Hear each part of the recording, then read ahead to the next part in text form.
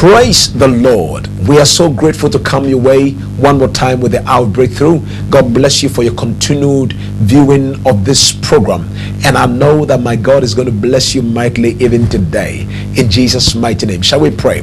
Father, I pray for my viewers and our listeners out there. I pray that bless them mightily through the power of your word. And let your name alone be glorified in their lives. In Jesus' mighty name we pray. Amen. We want to look at the subjects of what I've titled From Crisis to Christ. Thanks be to God, I've got a book called From Crisis to Christ, and I just want to share a few things, a few thoughts in this book with you from God's word. And I know that God is going to bless your life mightily. Come with me to the book of Luke chapter number 5. Luke chapter number 5, and I'm going to be reading from the verse number 1.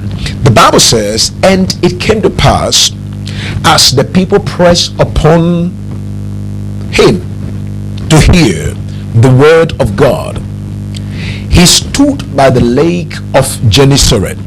Verse 2, "And he saw two ships standing by the lake, but the fishermen were gone out of them, and they were washing their net. And he entered into one of them which belonged to Simon, and prayed him that he would thrust out a little from the land. And he sat down and taught the people out of the ship. Now when he had left speaking, he said unto Simon, Launch out into the deep, and let your net for a draught. And Simon answering said unto him, Master, we have been fishing all night and have taken nothing. Nevertheless, at thy word, I will draw my net down. And when he had done this, they enclosed a great multitude of fishes, and their nets began to break." Verse 7, "And they beckoned unto their partners, which were in the other ship, to come and help them. And they came and filled both ships, so that they had begun to sink." May the Lord add a blessing to his word. Amen and amen. I want to just share this message on From Crisis to Christ, and I bet you will be blessed so much by this revelation. When God gave me this revelation way back some years ago, I was so blessed by it, I was so touched by it, and it has shaped my life to a very large extent. The Bible says, "And it came to pass, as the people pressed upon him to hear the word." Now I wanted to understand something here, that in those days the magnetic force of the word was so strong, and as it is today, it is so strong. But in those days, the people were not just interested in miracles, but they were interested in the word. Today people will go to church, and if they don't see a prophetic word, if they don't hear a prophetic word, if they don't hear something new, if they don't hear something that makes them have goosebumps, if they don't see a miracle happening, if they don't see something that they have not seen before, they are like, we have not been blessed. But you know what, ladies and gentlemen, in the simplicity of God's power, God has a way of blessing his people. You see, God is not limited to what we see. God is not limited to what we hear, but God can move on every side. The Bible said that the people pressed upon him, upon Jesus, to hear the word of God. But in our day to day, people, we have become so much acclimatized with things that are of so much spectacular nature that we cannot take the simplicity of God's word. Oh, that we will return to the day when we soak, even to want to stand with God, the day when we sought so much the power of God, the day when we wanted just to fall in love with Jesus and fall in love with his word. May the day come back again that we will return to our first love and just stay in the word, in Jesus' mighty name. The Bible says, "And as they pressed upon him, there was a demand that was placed upon the word." Father, that our demand upon the word will be stronger than our demand for miracles and for that which you can do for us. In the mighty name of King Jesus, there is somebody that is listening to me right now. There is some hunger in your spirit for the word.